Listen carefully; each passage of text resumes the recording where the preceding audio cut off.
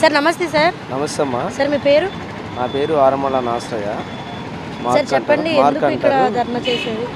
పొన్నూరు నియోజకవర్గం pastors association Guntur జిల్లా నాయకుని, క్రైస్తవ నాయకుడిని. ఎందుకు ఇక్కడ అందరూ నిరాహార ప్రార్థన దీక్షది పాస్టర్ ప్రవీణ్ కుమార్ గారు వారి యొక్క మరణం న్యాయబద్ధంగా విచారణ జరిపించలేదని ఒక అనుమానంతో మాకు న్యాయం జరిగించాలి, హైకోర్టు ద్వారా, సుప్రీంకోర్టు ద్వారా, సిబిఐ దర్యాప్తు ద్వారా సమర్థవంతమైన విచారణ జరిపించాలని ఇక్కడ ప్రార్థన శిబిరంలో ప్రార్థన చేస్తూ కూర్చున్నాము.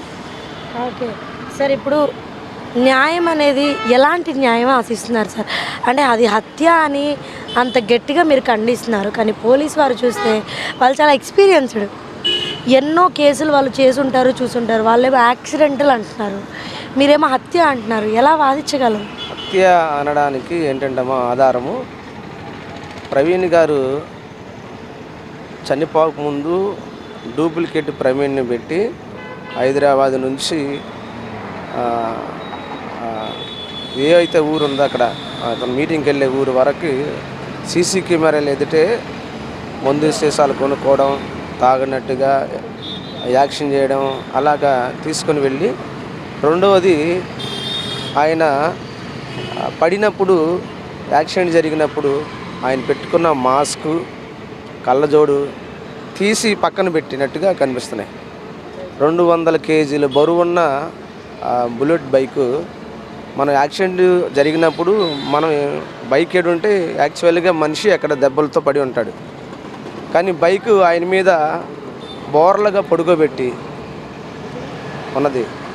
బోర్లగా పడుకోబెట్టినప్పుడు 200 కేజీల బరువు బైక్ మీద పడ్డప్పుడు అవయవాలు ఏదైనా సరే దెబ్బతింటాయి కదా. మరి పోస్ట్ మార్టం రిపోర్టులు అలాంటి బైక్ మీద పడ్డప్పుడు ఎలాంటి అవయవాలు దెబ్బతిన్నట్టుగా ఉన్నాయి. ఇవన్నీ మాకు కొంచెం అనుమానాలుగా ఉన్నాయి కాబట్టి దాన్ని మేము హత్య అనే అంటున్నాం. మాకు విషయం ఏంటంటే, ఇక్కడ దీక్ష ఏంటంటే, పాస్టర్ ప్రవీణ్ కుమార్ గారికి జరిగిన దారుణమైన హత్య నేటికి క్రైస్తవ సమాజంలో ఇంకెవరి మీద ఇలాంటి దాడులు, హత్యలు, చర్చిల మీద దాడులు, క్రైస్తవుల మీద దాడులు జరగకూడదని మా బాబాసాహెబ్ అంబేద్కర్ గారి యొక్క రాజ్యాంగంలో పొందుపరిచిన వ్యాఖ్యలు ప్రకారము ఎవరి మతాన్ని వారు స్వేచ్ఛగా ప్రకటించుకోవచ్చు అనే విధానంతోనే మేము ప్రకటించుకుంటున్నాము. క్రైస్తవత్వం ఎవరికి ఇబ్బంది కలగచేయదు. క్రైస్తవత్వం ప్రేమ చూపించేది. స్కూల్స్ కావచ్చు, కాలేజీలు కావచ్చు, విద్య కావచ్చు, హాస్పిటల్ కావచ్చు, అనాథ ఆశ్రమాలు కావచ్చు, అనేకమైనవి కూడా క్రైస్తవ సంస్థలే. ఇలాంటి ప్రేమ చూపించే క్రైస్తవ సమాజం మీద దుష్ట ప్రచారం జరుగుతా మా యొక్క దైవజనుడు అంత గొప్ప సేవకుడు, అన్ని గ్రంథాల మీద పట్టున్న వ్యక్తి అయినా అలాంటి దైవజనుడిని చంపి తర్వాత అది హత్య అని మద్యపానం సేవించాడనేది క్రైస్తవ సమాజానికి అది చాలా అవమానకరంగా ఉంది. కాబట్టి దీని విషయంలో ఇంకా ఎప్పటికీ క్రైస్తవుల మీద లాంటి దాడులు జరగకూడదని మేము కోరుకుంటున్నాం.